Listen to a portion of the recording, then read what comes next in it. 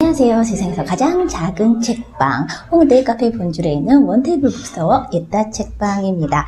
네, 수요일마다 여성 작가가 쓴 SF 소설 읽기 모임 한다고 그랬었죠.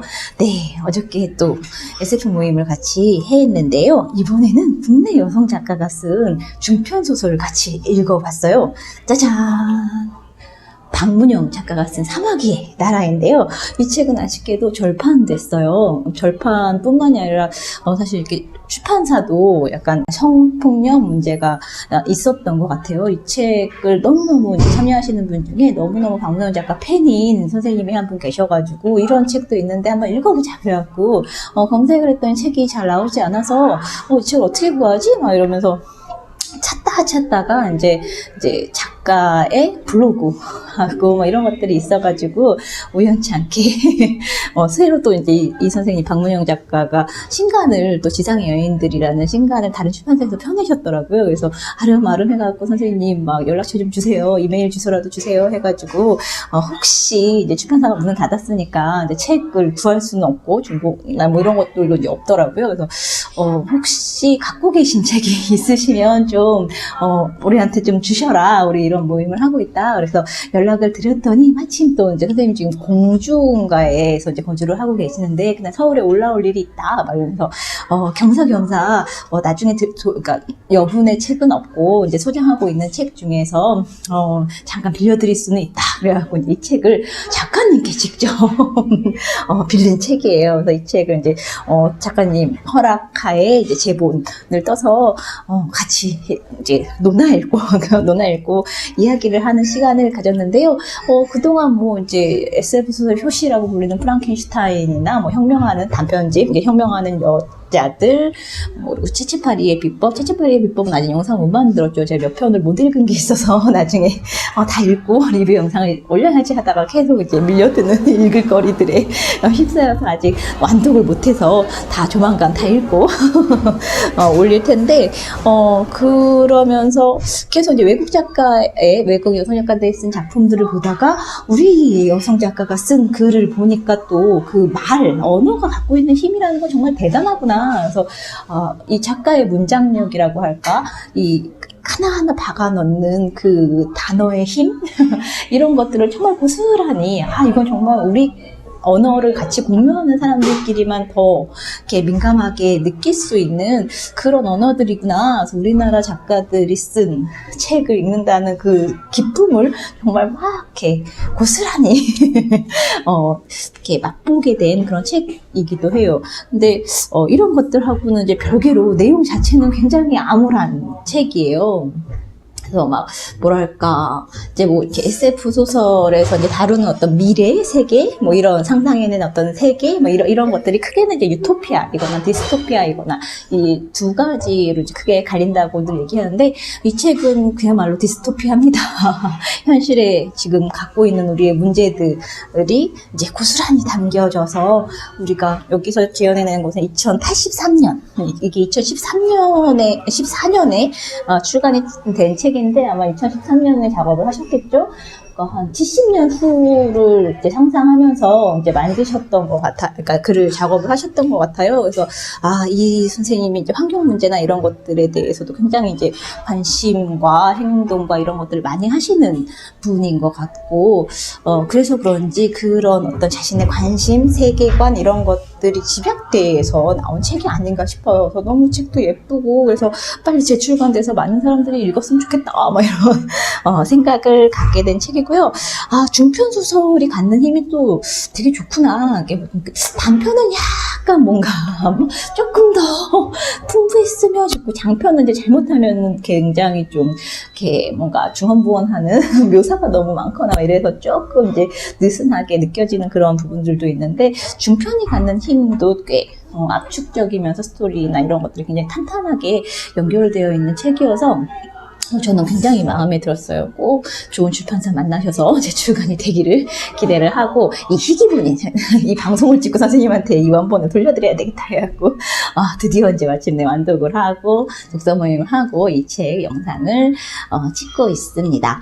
소설은 참 책 소개를 하기가 참 어려워요. 뭐 이거에 제가 학자도 아니고 연구자도 아닌데 이 책의 뭐 역사적, 뭐 사회적 의미, 뭐 이런 것들을 이야기하기도 그렇고, 그렇다고 줄거리나 이런 것들을 가지고 얘기하기에도 약간 그래서 다시 이렇게 다음에 읽는 분들한테는 또 그런 흥미라든지 흥미진진함이나 이런 것들을 확 반감시킬 수 있는 여지들이 있으니까 참 어려운 건데, 그래서 이 책을 어떻게 소개를 하지? 막 이러면서 이제 이렇게 저렇게 보다가 뭐 그냥 대략적인 것들만 그러니까 소개를 해드려야 되겠다, 막 이런 생각이 들었어요. 일단 박문영 작가 이 표지 완전 피폭된 세계를 다룬 게 책의 주제인데요. 방사능 그 통이 표지에 있죠. 표지 일러스트는 청사과 님이 그리셨다고 해요. 뒤에는 또 이런 그림이 들어있고요. 책 크기는 딱 손바닥만한 크기예요. 박문영 작가 소개는 2013년 제1회 큐빅노트 단편소설 공모전에서 파경으로 수상을 했다고 해요. 2014년 미메시스에서 펴낸 공동창작집 봄꽃도 한때의 만화 세 사람이 있는 실내를 수록했다. 글과 그림을 통해 경계 없는 작업을 해나가는 중이다. 해갖고 선생님 블로그가 소개가 되어 있고요. 이게 이제 요만한 크기의 그 SF물들이 이제 시리즈로 나왔었나 봐요. 그래서 여기에서 이제 사마귀의 나라를 소개하기로는 방사선에 피폭된 섬을 그린 디스토피아 소설. 아무것도 나올 수 없는 섬에서 소년과 소녀는 절망한다. 세상의 끝에서 그들에게 남은 것은 무엇인가 하는 그런 물음을 던져주는 그런 책인 것 같아요. 뒷표지에 보면 이제 간략하게 이곳에서 이제 어떤 질문이라고 할까요? 이 책의 큰 주제, 중심 주제를 이렇게 생각해 볼 수 있는 어떤 그런 인용 문구들을 적어놨어요. 국가는 파산하고 국제기구는 힘을 잃었다. 땅은 나뉘었고 돈될 만한 것들은 모두 팔려나갔다. 지켜줄 리 없는 섬은 살아남기 위해 자기 자신을 내다 팔았다. 그렇게 섬은 초국적 기업의 방사능 폐기물 처리장이 되었다. 섬 사람들은 언젠가부터 각자의 질병을 이름 대신 불렀다. 그래서 이제 막 사마귀라고 하면, 나는 여기 사마귀의 나라잖아요. 이 사마귀가 이제 등장인물 중에 하나인데, 이제 꼬리가 이렇게 낮다고 해서 사마귀라고 불리기도 하고, 다리를 이제 쩔뚝거리면서 이제 더 이렇게 걷는 어떤 인물은 또 다리, 뭐 이렇게 하고, 자궁에 이제 문제가 있는 이제 인물은 막 붕이라고도 하고, 그런 뭐 이빨이 막 새카맣게 난 어떤 소녀는 이빨이라는 이제 이름들을 갖고 있더라고요. 방사능 폐기물에 대한 대가로 섬은 구호물자를 받아들였다. 통조림이 사람들을 기쁘게 하는 사이 섬은 빠르게 죽어갔다. 예전보다도 더 빠르고 거칠게. 새로운 세대 중 스스로 서 있을 수 있는 생명이란 없었다. 절망 속에서 멸망해가는 섬에서 사마귀와 반점은 서로를 발견한다. 소년과 소녀를 말하는 거예요. 그들이 그리는 세계는 연약하고 금방 부스러질 것만 같지만 그들은 멈추지 않고 의미를 찾는다. 세상에 끝이 온다 해도 좋아. 너와 나는 헤어지지 않을 거야. 잡은 손을 놓지 말아줘. 이렇게 이것만 딱 떼서 읽으면 약간 로맨틱 소설인가 뭐 이런 생각이 들기도 하지만, 이것을 둘러싼, 이 소년과 소녀를 둘러싼 그 섬이라는 그런 환경 이 주는 메시지가 너무 강렬해서 참 읽기 힘들었는데, 굉장히 명확한 사회 환경에 대한 문제의식을 갖고 있는 책이라는 생각이 들어서, 환경 문제, 뭐 원자력, 뭐 이런 여러 가지 환경 문제에 관심 있는 분들이 읽으면 되게 좋겠다.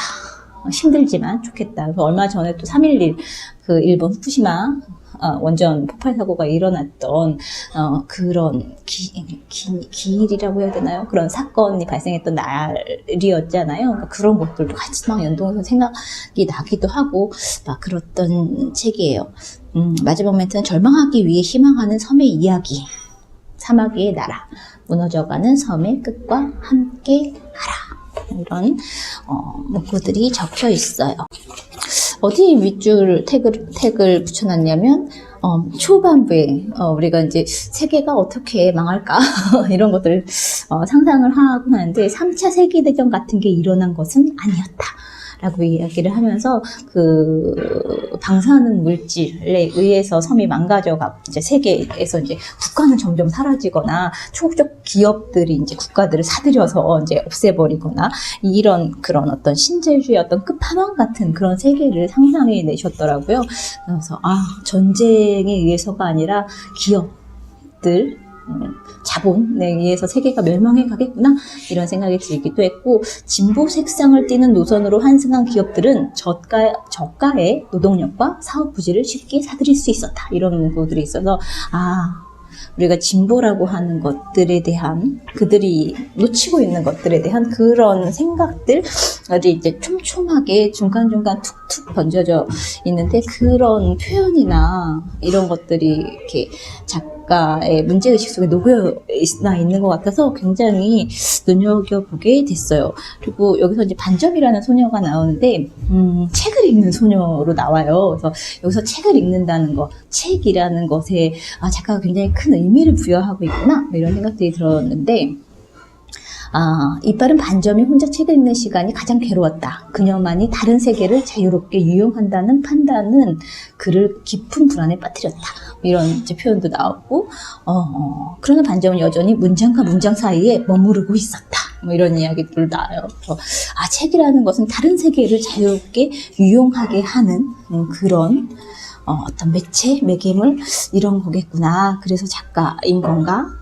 그런 작품 속에 사람들을 머물게 하고 싶은 건가? 뭐 이런 생각들도 좀 많이 들기도 하고 그랬어요. 이런 표현들, 사람들은 그 상황에 자신을 또 우겨 넣을 줄 알았다.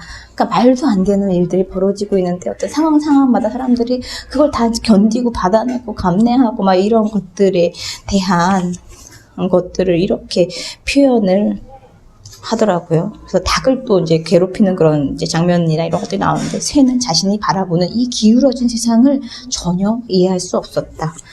닭이 막 나갔기도 하고 막 그런 생각들이 쭉 나요. 책을 굉장히 많이 붙여놓긴 했는데 다 소개하기는 그렇고, 마지막에 약간 희망이랄까 그런 것들을 좀 이렇게 생각하게 하는 그런 대사로 마무리를 지을게요. 세상에 끝이 온다 해도 좋아. 너와 나는 헤어지지 않을 거야. 잡은 손을 놓지 말아줘. 세상에 끝이 온다 해도 좋아. 아니, 끝이 오게 내버려둬. 그때 또 다른 세상이 열릴 거니까. 잡은 손을 놓지 않은 우리에게 매일이 새날이야. 굉장히 디스토피아적인 그런 책이긴 한데, 세상의 끝에서 또 다른 세상이 태어날 거야. 새로운 세상이 시작될 거야 라는 어떤 작가의 의지, 비록 굉장히 비관적인 그런 세계를 그려내긴 했지만 이게 끝일까? 여기 한번 더 물음을 던지기도 하고, 그런 설정들 이런 것들 속에서 우리 왜 이렇게 살아야 되지? 이 작가가 그려낸 70년 후의 모습이 정말 막 낯설지 않거든요. 지금 현재 어디선가는 또 일어나고 있을 문제들이기도 하고, 우리나라가 또 원전 1위의 국가잖아요. 그런 것들 생각하면 우리는 지금 왜 가만히들 있는 거지? 뭐 이런 여러 가지 물음들을 이렇게 만들어내는 그런 책이어서 굉장히 국내 여성 작가, 아마 한 30대 정도 보이는 그런 작가분이었는데, 정확하게 나이는 알 수 없지만 우리 여성 작가들도 진짜 끝내주는구나. 더 많이 읽고 싶다. 뭐 이런 생각들을 갖게 했고, 특히나 이제 사회적인 문제들, 이런 것들에 대한 문제의식이 고스란히 담겨 있는 책이어서, 우리 국내 여성 작가들의 SF 소설들도 많이 열심히 부지런히 읽어야 되겠구나. 이런 생각들도 하게 만든 작품이었습니다.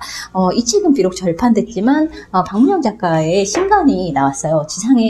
지상의 여자들이라는 그래비티 북스에서 작년 12월에 출간된 아주 따끈따끈한 책인데요.